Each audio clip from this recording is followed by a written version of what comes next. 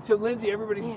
everybody's like, man, like, why do you want to talk to Lindsay so bad? And I was like, I don't know, she just seemed cool. You mind telling me a little bit about yourself? Well, what do you want to know? I mean, we could start with the boring stuff. Like, Yeah. you said you grew up here in Denver. Tell me about that. I was born and raised here. I went to school here. I went to Metro State. I moved to Massachusetts and went to school out there for grad school. And then I moved back when I had my daughter and my husband, and moved back here after he and I realized that we had an addiction we didn't know how to handle. We thought we could outrun that, and you can't outrun that. So we tried to come out here and get away from our people, places, and things, you know? Try to change that and move on. But he ended up dying and overdosing, and I got into a big cycle of emotional tragedy that you just can't live with or use and have it go away, except for temporarily. So that's why I'm out here. I'm really. That was How long quick. ago did he die? I'm so sorry, but like, when did that happen? That happened 2 years ago. Yeah. And you said you and he have a daughter. Mm-hmm. Yes. Where's she? She is with his parents. Along with the addiction came, legal troubles too. So. Let me go back to something even just. You said you went out to Massachusetts for grad school. What were you studying? Law school. I went to law school. How many years? I got kicked out after my first year. I was asked to leave, politely asked to leave, after my first year for standing up for somebody, and it got different. Because Massachusetts is still one of those states where it's a small state, everybody knows each other, and it's a good old boy state, You can't get around that. Just out of curiosity, were you at Northeastern? I know I was at Western New England, Winnick. I guess it's not Winnick anymore, it's Western New England University, I think. Sounds right. I have a cousin who was at Northeastern. So I was like, oh my God, maybe I always played Northeastern's a great school. I had a scholarship and everything though, so I went there. When did you start? When was the first time you even started something heavy? It was right after I was asked to leave, really. So why did they ask you to leave? I figured it was the drugs, but it wasn't. No, it wasn't.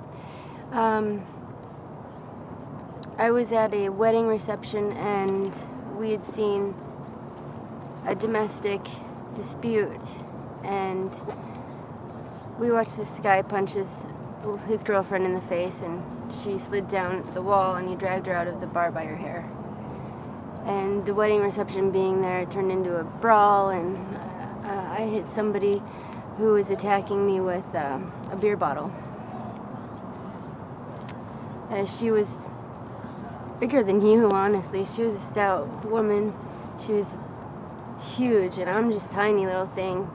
So I didn't realize I had the beer bottle in my hands, and I just, protected myself. Yeah. She threw a grown-ass man on the ground to get to me from a football field's length away. So, it was just a fight-or-flight response. And it got the publicity that you wouldn't believe because I was in law school. So, would I do it again?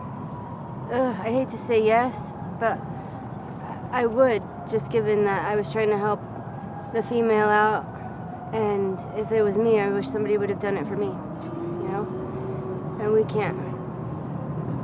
can't dictate our cards that we're given, but we can choose our choices better. I should have handled it differently. I don't know how in that situation I could have, but somehow it could have been different. Yeah, you get years to figure out what you should have done in a half fraction of a second. Exactly. What who gave you the what is the what is the drug that got you in? I started with opiates. I know it's a big opiate crisis out here, especially, but I started with pills that were given to me from my doctor when I was pregnant. I got migraines when I was breastfeeding. So. How old's your daughter? She's 8. Yeah. So after their son died, they won't let me talk to him. They won't let me talk to her right now. So I'm trying to get housing and get my life stable. Yeah, it's funny. I think one of the reasons I wanted to talk to you, I saw you a couple days ago when I was like riding my bike around scouting, and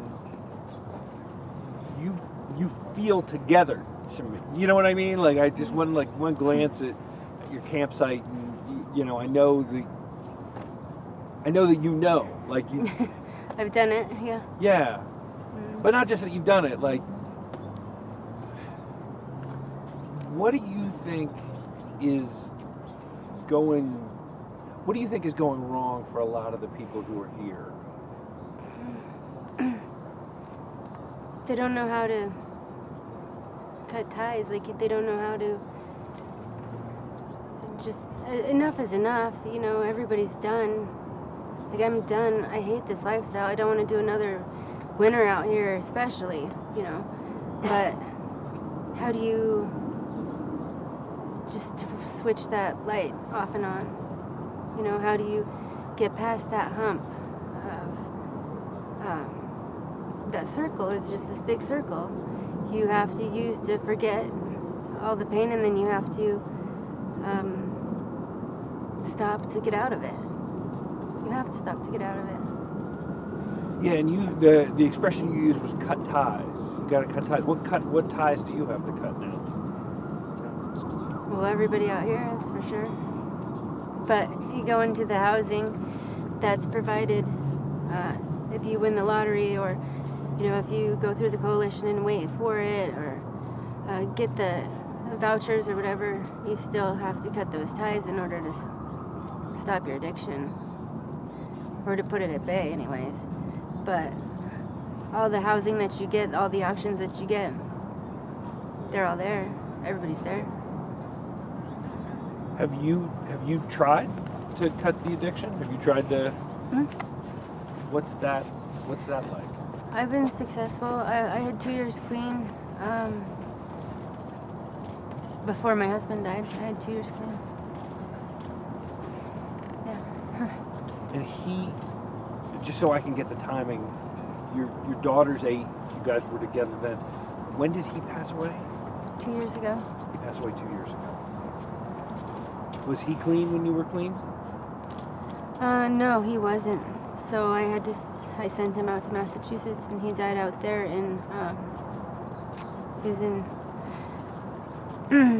he was at a rehab. He overdosed in the bathroom at the rehab. So. At the rehab? He had a relapse or a lapse. How do you even get it in the rehab? You know what I mean? Well, it was his own choice to be there. It was a voluntary choice to be there. It was like a sober living. So it was his choice to be there. It wasn't court ordered. It wasn't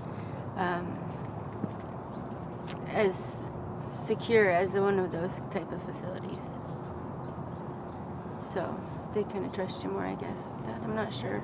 I don't know how he was in the bathroom as long as he was without anybody knowing that, to be honest.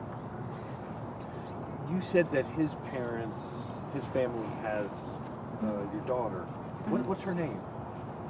Oh, I'd rather not say. That's totally cool. Yeah. That's totally cool. I just didn't want to keep saying like your daughter, you know what I mean? But yeah, that's totally cool. What about your family? My family's out here. That's why we moved back out here. We had a good support system out here. How is it with them now? It's a little rough. They don't understand why I can't just get over it. They're frustrated with it. They miss me. And when was the last time you were able to talk to them? Well, phones get stolen out here like people eat toast for breakfast, It's ridiculous. It's absolutely ridiculous. So sometimes it's a lot harder than others, but it's been 6 months since I talked to him. 4 months. It's my dad's birthday this month, so I need to call him. Good. Yeah. I hope you do that. I hope you guys get a chance to connect. Yeah. This is like a. I don't want to ask you overly simplistic questions. You know what I mean? Like you clearly tell us, but is there a point at which you wish you could just go back and get a do-over, do it different? Of course there is, but Where's that's that? not real life. No, I know, but where is that point for you? If I made too many different decisions, I wouldn't have my daughter. If I'd made too many different decisions, I wouldn't be alive, So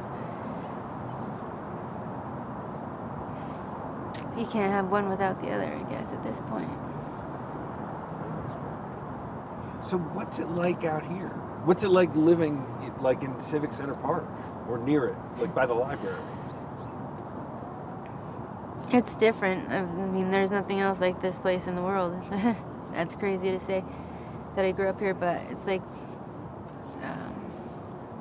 the red light district, but in Denver, which doesn't make sense, but No, especially right by the Capitol. Like right in front of it, it's got to be a big middle finger, and I think about that all the time. It's not a wonder why people are frustrated with the homeless problem out here. And I say it's a problem because the trash is a problem. The drug use is a problem. There's caps and needles and paraphernalia and stuff on the ground, and people leave their trash all over the place.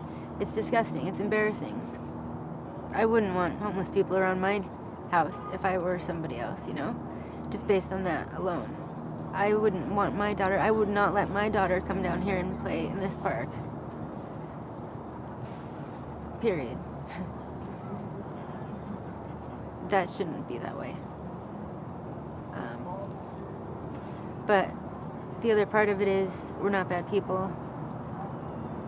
None of us are bad people. We make poor choices. Everybody does. Our judges, our legal counsel, everybody makes bad choices. It's just part of life. That's how you grow. But we shouldn't be judged as harshly as we are either. We get looked at and scrutinized not just for being addicts, but for being homeless like it's a disease also. Homelessness isn't a disease. It's crazy. I've heard people say it's not homelessness, it's houselessness, that you're unhomed. I've heard home full. I've got lots of houses. We're everywhere. So it's just a perspective, how you look at it. Just like everything else in life. Hey, how you doing? We're doing interviews. If you're game, it's $20 and you just get to tell your story. All right. You pay us $20? Yeah. Okay, I got a story to tell. Well, hang on. I He threw can't his do it cane right down, he this can second. walk again. He has exercised the demons. Huh? I got a story to tell. He's got a story to tell? He's a good panhandler. Well, hopefully this is going to fill up his pan for a minute. I guess that actually brings me to the next question. If you're using out here, anyone, how do you pay for it? Oh, there's all sorts of different ways, like panhandling. That guy's got to be a really good panhandler. He just threw down his cane and he could walk all of a sudden. It's a miracle. How do most people pay for it? Like it's like $100 a day, $80 a day? Yeah, it depends on your habit, I guess. Depends on your hustle. What is it for Everybody you? just hustles. I just try to make it work. I don't know. I just help people out. And then they help you out? Yeah, like I clean up a lot of the trash out here. All the time. People throw me stuff for that. A lot. I watch people's stuff. I watch people's camps. And they trust me to do that. So they pay me for that. things like that. Yeah. You mentioned that you didn't want to do winter out here. How many winters have you done out here? Too many. Too many. How many is that? I mean, I guess one is probably too many, but Yeah, 4. do you ever get afraid? Whether it's the weather or the people or the habit, do you ever just... The most scared I've been is in jail.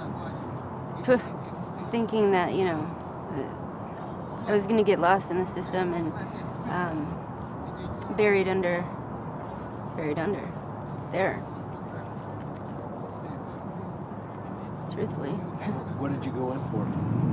Oh, it was just drugs. I used to try to make my ends meet, my addiction, feed my addiction selling. So that wasn't the way to do it. What were the consequences for that? Prison. How long? I did 18 months in community corrections, and I got sober there. I got clean there, and I would do that again. I was the most successful I've been at it.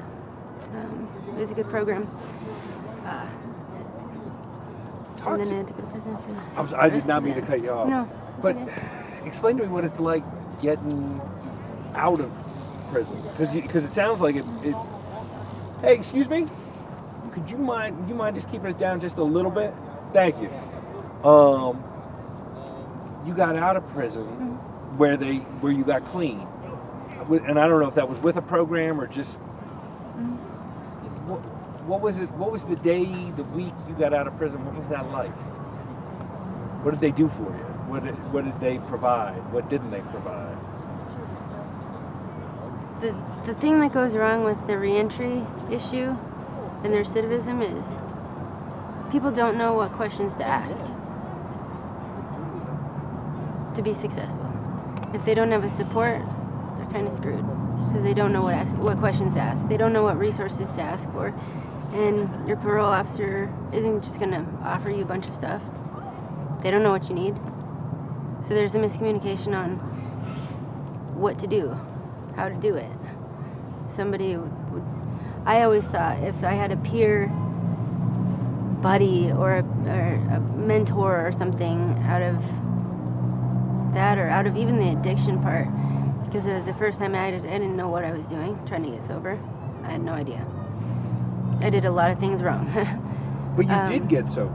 Like you were sober coming out of prison. I was sober before I went into prison. I was sober in community corrections before I ever even went to prison. It's the not knowing what questions to ask. If you had a mentor, it'd be a lot more helpful. Somebody to tell you what they did and what they did wrong, what they did right, and call you on your shit.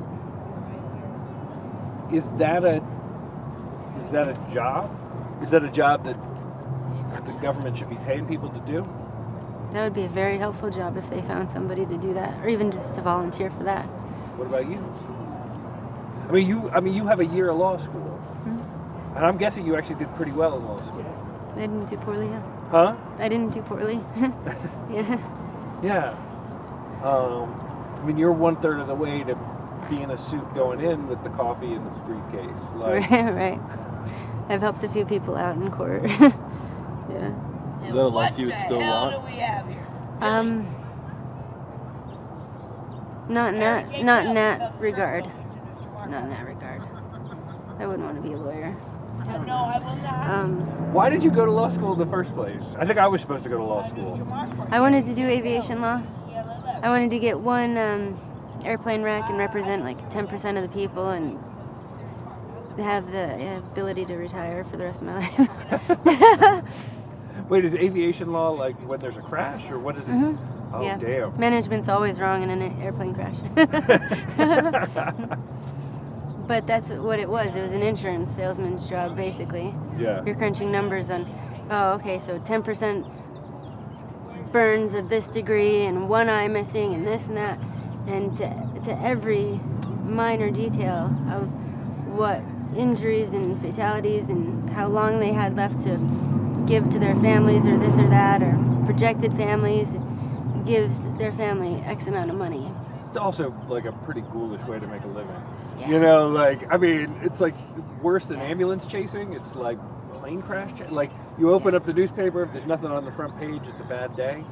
That's terrible. Yeah. That's hard. Yes. But You are it's correct. smart. I mean, I guess it is smart. I don't know. It's funny, like, I'm thinking about money more now than I think I have ever sort of thought about it. Whatever the hell lawlessness What is, have going on here. what would it take in terms of money for you to be housed and clean and maybe reunited with your daughter? What would that look like? What would that take? In terms of money, I don't even know anymore. I don't even know anymore. You know, rent's X amount. You can crunch the numbers. Sure. It's probably $5,000 a month, you know? Realistically. Because you can't have a child and not have a car. You have to have a place to live, you know, you have to be able to provide for their schooling and all this other, you know, everything. It's everything. So it's probably about $5,000 a month, I would say, right? Yeah, maybe So that's you what, do it for 60? 3 or 4, but yeah, it's a lot. That's about $60,000 a year. I don't know how my parents did it. I don't know how anybody does it anymore, really. When you call your dad in a month, you can ask him. Oh, I know how he did it. He used to work 100 hours a week. It was crazy. Yeah, my dad too. Sucks. Yeah. Not much time to be at home. Let me. You've been out here for 4 years. Break it down for me. Who lives in the park, or who lives on these streets around here? What do you mean? Like, how many of them? There's everybody out here. Everybody from people who dropped out of school when they were in junior high, high school, to me. I've got an education. There's a lot of people out here with really good educations. What A lot. happened? A lot.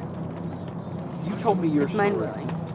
It's mind-blowing out here how many people have really good educations and a really good background. I was surprised. What goes wrong for them? I mean, They don't know how to... A lot of perfectionism. That's what goes wrong. Tell There's me- a lot of people out here who are type A personalities, perfectionists, that don't know how to fail.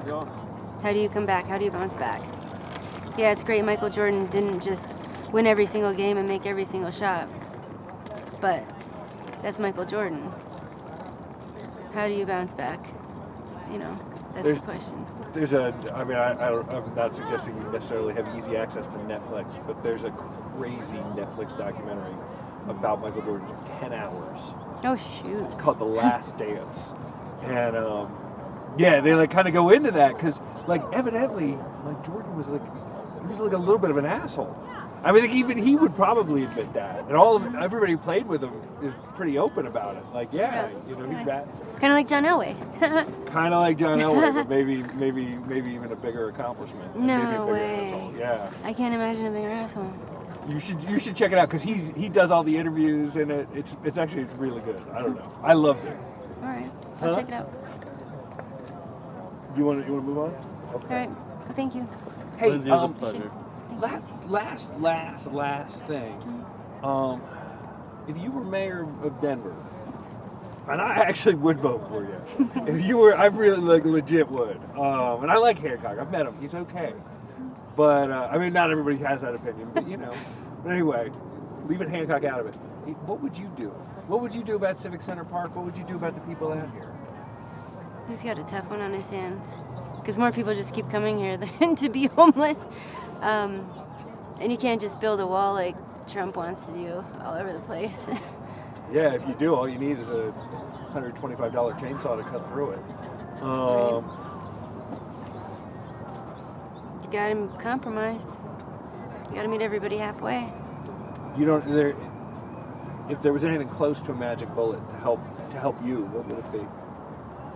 Well, they're doing a lot with the housing, like the lottery and the coalition, and them buying more buildings and even old hotels and stuff. They're doing a lot of buying those buildings to make into low income housing.